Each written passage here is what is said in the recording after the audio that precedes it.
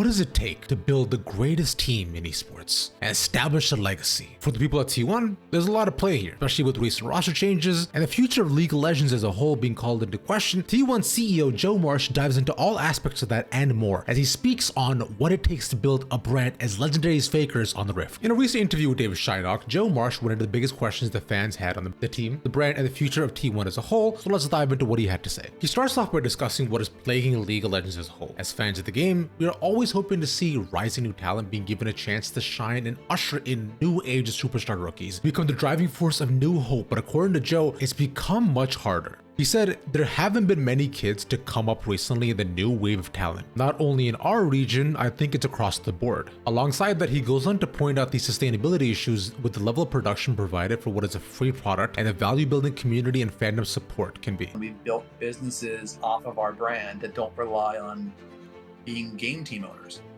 Our esports academy, our merchandise business, our T1 fan platform, T1.fan, our PC bombs, T1 Basecamp. Like, all of those things help us make the ship go, right? And are profitable. Like, that is how you're going to be. If you just own an esports team, unless you have, and like, contrary to what people keep saying about us, we don't have some unlimited honeypot of money where it's just, you know, a blank check. Like, we have to run as a profitable business. We have to run as an actual standalone entity. We're not old school SKT T1. We're not part of the marketing engine of a conglomerate. Like, we're a joint venture between two companies that want this thing to be sustainable. But with the rapidly growing esports climate, Marsh expressed how most players aren't content machines, and they're pros, but are content creators in the classical sense. Most pro, like Faker, is a pro at content, but you wouldn't say he's the most engaging with it, right? Like, he has his own style, but he's not saying controversial things. He's not doing it. He has a different style. His style is wholesome. It's the thumbs up. There's different layers to content. On the hot topic of Zeus' departure from the legendary roster, Marsh was kind. He mentioned, "I wish Zeus nothing but the best. The team has also made Doran feel very welcome to, and integrating him has been not difficult at all." No, he'll blend with the system. I mean, we have 4/5 of the back-to-back world champs. I think people sleep on Doran because he had a bad series, right? And this kid's won LCK multiple times. He didn't win Worlds, right? But a lot of teams don't win Worlds. And now he's on a team that knows how to win, with a coaching staff that has multiple rings in their case and trophies in their case. But Marsh did say that there's always a chance he does come back, as Kakoma did not too long ago. But as always, with the team comes the topic of God Faker himself. Quote, "These guys are superstars. They're true celebrities." Going on to express how important it is to dedicate the time to understand the players and let them know how to thrive and grow with each other, and of course as individuals as well. With Faker, he says, quote, "Faker transcends esports as a whole. He has brought an attention League of Legends has never had.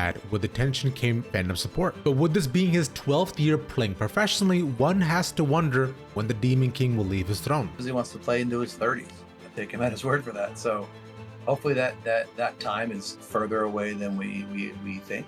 I mean, I think if you would have asked anybody 6 years ago or whatever, 2017, like, would he still be here doing what he's doing? Like, people probably like, no, like, he would have done by now. But in terms of Faker, Marsh believes that Riot needs to do a better job with the narratives they set. Quote, "Riot has to do a better job storytelling of not making everything about us and him." And he's right. If we want to help grow fandoms past just the top teams and with better minor region storylines that can be focused on and give them a chance to live on their own and build up their own fan bases, it needs to be done. No, I think Riot has to do a better job of storytelling, of figure that out. And I think it would be more helpful if that wasn't the only, I know it's expensive, right? Or hopefully maybe it could be cheaper, but like, if you could tell those stories from January to October instead of only telling them in October, maybe that gets people excited about XYZ player from other regions. I just think, like, it hasn't worked so far. Like, let's change it up a little bit. Let's not keep banging our head against the wall. Like, let's try something different